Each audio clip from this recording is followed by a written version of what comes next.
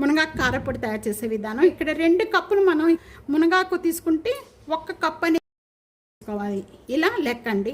ఈ కరివేపాకు మా దొడ్లోదండి. మునగాకు కారపొడి తయారు చేసుకోవడానికి ఇక్కడ నేను ప్యాన్లో 1 టేబుల్ స్పూన్ ఆయిల్ యాడ్ చేస్తున్నాను.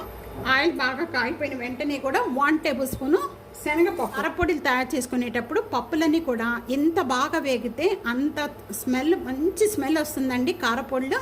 అలాగే అసలుకి దాని టేస్ట్ కూడా చాలా బాగుంటుంది.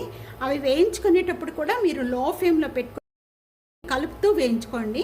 శనగపప్పు ఆఫ్ వేయిపోయిన వెంటనే కూడా ఇక్కడ నేను 1 టేబుల్ స్పూన్ ధనియాలు యాడ్ చేస్తాను. 1 టేబుల్ స్పూన్ మినప్పప్పు అండి.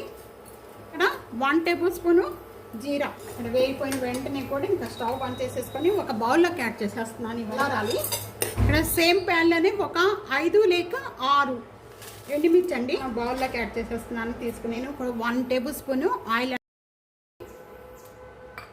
మునగాకు బాగా కడిగేసేసుకొని స్టీనర్లో పెట్టేసుకున్నాను. స్టీనర్లో పెట్టుకోవడం వల్ల ఏమవుతుందంటే వాటర్ తొందరగా.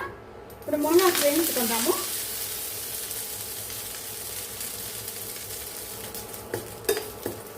బాగా వేగిపోయిందండి. ఈ విధంగా మనకి ఇట్లా పట్టుకోగానే తెలిసిపోతుంది.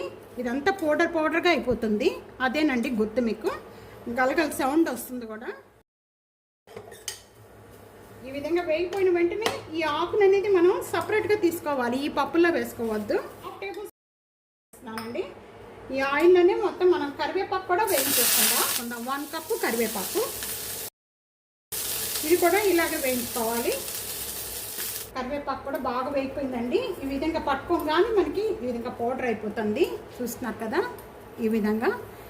ఈ పక్కన ఇక్కడ మిక్సీ జార్లో మనం ముందుగా వేయించుకున్న ఈ పప్పులన్నీ కూడా యాడ్ చేస్తున్నాను. వీటితో పాటు ఒక 4 వెల్లుల్లిపాయ రెబ్బలు, కొద్దిగా ఇంగువ, టేస్ట్కి సరిపడా సాల్ట్ అండి, ఒక 1/2 టేబుల్ స్పూన్, 1/2 టేబుల్ స్పూన్ పసుపు.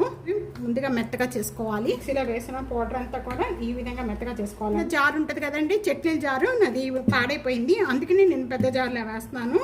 మీరు చిన్న జారు ఉంటే కనుక చట్నీ జారు ఉంటుంది, దాంట్లో ఇది అయిపోతుంది. ఇది బాగా మెత్తగా అయిపోయిన వెంటనే కూడా ఇప్పుడు మనం కరివేపాకు, మునగాకు ఈ 2 కూడా దీంట్లో యాడ్ చేస్తున్నాను. ఇది కూడా బాగా మెత్తగా చేసేసుకుందాం. మొత్తం మిక్సీ జార్ పట్టుకుందంతా కూడా ఈ విధంగా చేసుకోవాలి. మనకి రోలు ఉంటే రోట్లో కూడా రుబ్బుకోవచ్చండి. ఈ విధంగా కొద్దిగా టైం. ఇది దోశల మీద వేసుకోవచ్చు, ఇడ్లీ మీద కూడా వేసుకొని తీసుకోవచ్చు. చాలా అంటే చాలా మంచిదండి. ఇదంతా కూడా ఒక బౌల్లోకి యాడ్ చేసేద్దాం. మునగాకు కారపొడి ఈ విధంగా కొలతలతో తీసుకోండి. మీకు ఎలా వచ్చిందనేది కామెంట్స్లో తెలియజేయండి. వీడియో నచ్చితే కనుక ఫ్యామిలీకి, ఫ్రెండ్స్కి, నలుగురికి వీడియో షేర్ చేసి వీడియోని లైక్ చేస్తూ ఉండండి. Thank you for watching.